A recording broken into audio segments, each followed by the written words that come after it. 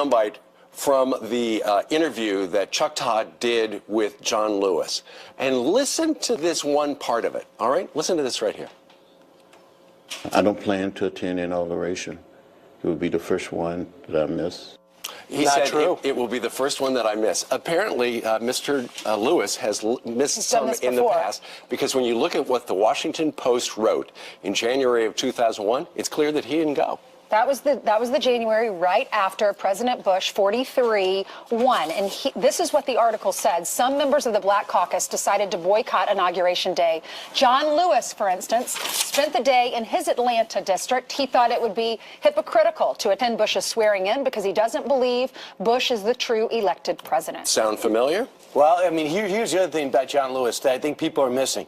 You could be, for example, I just got done with Bret Baier's book about Dwight Eisenhower. Is there someone any more esteemed in America at that time than the Supreme Allied Commander that just defeated fascism? Nobody. But when he ran for president, you could criticize Eisenhower and not think he was a bad general. So you should be able to criticize Congressman Lewis if you disagree and not be against civil rights or what he accomplished. Charles Krauthammer weighed in and said, I appreciate his track record in the past, but not of late. John Lewis is a genuine American hero, a man of extraordinary courage. And he deserves all the accolades he's had. But he does tend to exaggerate and to go to hyperbole, as in 2008, when he intimated that the McCain campaign reminded him of George Wallace. He has a right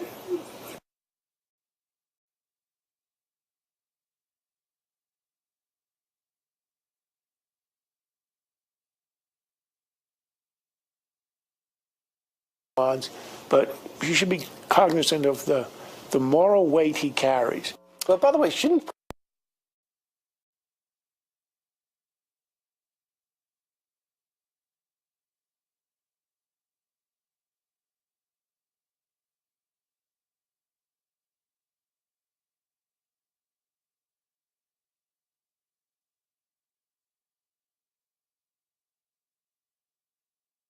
Obama be saying something? I mean, that's something Reince Priebus brought up on Sunday, but the more you think of it, I know he set an example, and I think he said some great things, and you mentioned the Chief of Staff, Dennis McDonough, also said this guy won the election. We've said that all along. But couldn't President Obama say, listen, why do you guys should come together? He's got over 300 electoral votes. He won 30 out of 50 states. Why do you expect that he would? You have Brian Fallon, who ran Hillary's campaign, friends with the Obama administration folks, and he's saying he expected President Obama to do more.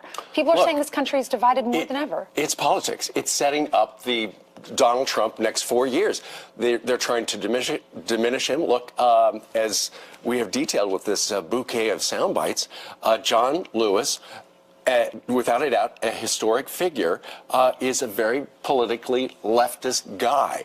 He's been rated, I've got the fact right here, the liberal group Americans for Democratic Action says Lewis has a perfect liberal voting record. It looks like a lot of politics, but then again, when you look at what's going on in the urban community, it's interesting, last night Tucker Carlson had an ex-Black Panther on by the name of Mason Weaver, who is also an author, and he said people like John Lewis not helping the people in their district. Listen. The Congressional Communist Black Caucus that has every district they own and control is a ghetto hellhole. It's a place that no one wants to go to. They're in control of every inner city school system, every inner city police, every inner city jail. They have produced nothing but drugs and misery. Black-owned businesses, black-owned housing has been reduced. They have presided over the destruction of black people. They should be ashamed of themselves, and I don't understand why any black person could be a Democrat. Wow. So that obviously he has changed his philosophy. But I'll tell you this, a lot of black leaders have gone to see Donald Trump and gotten huge backlash, one of which went there a couple of weeks ago. I spoke to him offline. Number two, Steve Harvey, a few days ago. He said he cannot believe the hate that came his way via social media. Kanye. All of our children. There you've got some of the heads of the nation's leading teachers unions doing their best to discredit the nominee for Secretary of Education, Betsy DeVos, as she heads for her confirmation hearing later on today in Capitol Hill because of her endorsement of school choice. But our next guest says that's just what American students need. Joining us right now is the president for the Center for Education Reform, Jeanine Allen. Jeanine, good morning to you. Good morning. It's interesting. We just heard Randi Weingarten say that her drive to privatize education is demonstrably destructive to public schools. Is that true? Well, if you consider giving parents the power to make a decision about their children's education privatization, it sounds like Randi needs to step down from her job as head of the largest teachers union in the country. Look, this is about power politics for them, but for Betsy DeVos, for President-elect Trump, for those of us working and toiling in this issue for 30 years, this is about giving parents the opportunity to help their kids create the best pathway forward. And what would those opportunities be, Jeannie?